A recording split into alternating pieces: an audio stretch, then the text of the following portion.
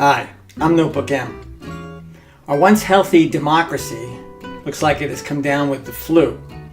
The system we trusted has been tampered with by the Russians, who have used social media and other tactics to ignite what has become a civil war of words and ideas.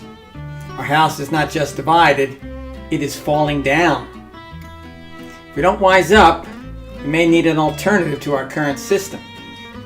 I'm going to suggest one here after I talk about magic as a sort of metaphor for our gullibility and confusion, and gossip as a horrid natural trait that allows us to be suckered in by our enemies. Let's start with magic.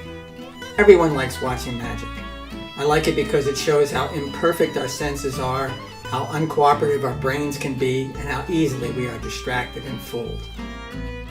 Sneak it into my left hand. If the ball's in my left hand, it's in my left hand. If it's not in my hand, it's under the cup. If it's under the cup, it's not in my hand at all. If it's in that hand, it can be in that. If it's in that, it can be up there. If it's up there, it can be down there. If it's in the pocket at the same time, it can be up there at the same time. It's under the cup. If they come in the ball together, they can't be separate. They can't be together. If it's up there, the same. Try watching those shows with street magicians and see how people react to their tricks. They react with utter astonishment, sometimes screaming, jumping, and even running away. They see the magician rise off the street. They call it levitation, and they actually believe he did it. This is true, even though deep in their minds they know a magician's job is to fool you, and that in the history of the world, no person has ever levitated. He floated. And people aren't being fooled because they're dumb. The great Harry Houdini said, "Academics and intellectuals are the easiest people to fool." Houdini once convinced a group of scientists that he moved their most precise measuring instrument with his mind. What he actually did was drop a bunch of near-invisible fleas on an ultra-sensitive scale. It tipped when the fleas landed. Let's now leave magic and move on to gossip. Because of the internet, gossip gets around the world in an instant. But when I was growing up, it stayed in our neighborhood. Suburban mothers would spend hours together at a kitchen table drinking coffee and smoking cigarettes while talking about their neighbors. All bad things. I overheard it while going in and out of friends' homes. It seemed cruel and small and a waste of valuable time.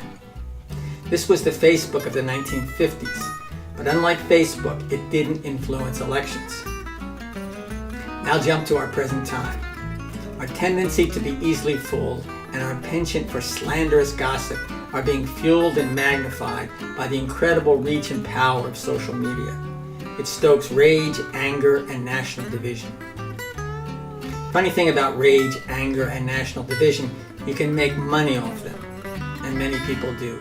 They bait your rage with political content that they don't even care about. You click, and they make money. You get angry, they get rich.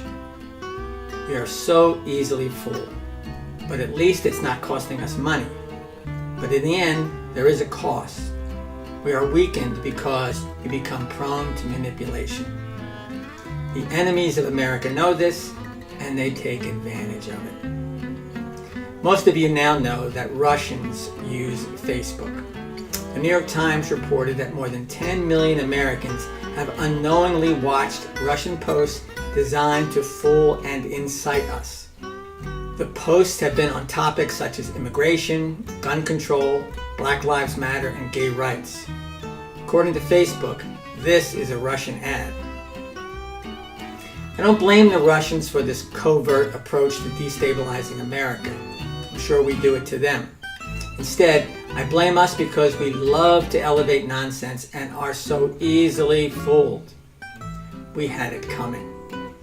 We could all get together and show the Russians we are better than them, but they are just so crafty, and we aren't.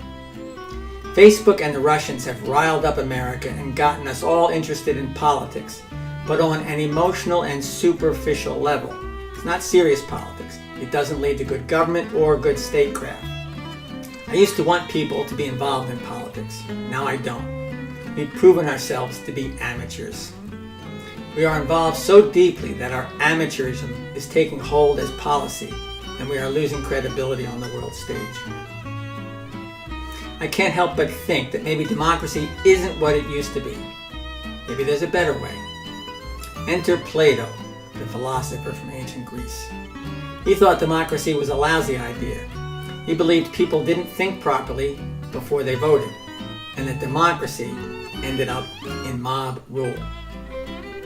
Instead of having an equal right to vote, Plato preferred a system where everyone had an equal chance at being a leader. This was his democracy. It would start with an equal education for all and an equal initial chance. After that, potential leaders would be filtered out by merit during an extended education process. Those who reached the top would become philosopher kings and rule the realm. Prior to that, they would receive 50 years of training, a half century. They would be involved in nothing but governing and have no conflicts of interest.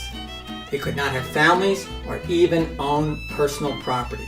Unlike our system, they couldn't reach the top by kissing babies, shaking hands, being rich, or having a reality TV show. It only sounds better if we continue to insist on foisting amateurism on government. Only if we insist on believing the con men and sleight of hand artists. And only if we would rather hate and think the worst of people. If we bring professionalism back to government, we won't need Plato.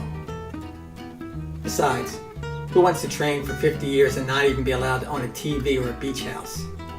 Not even Bill Clinton would do that. Anyway, thanks for listening. I'm NotebookM.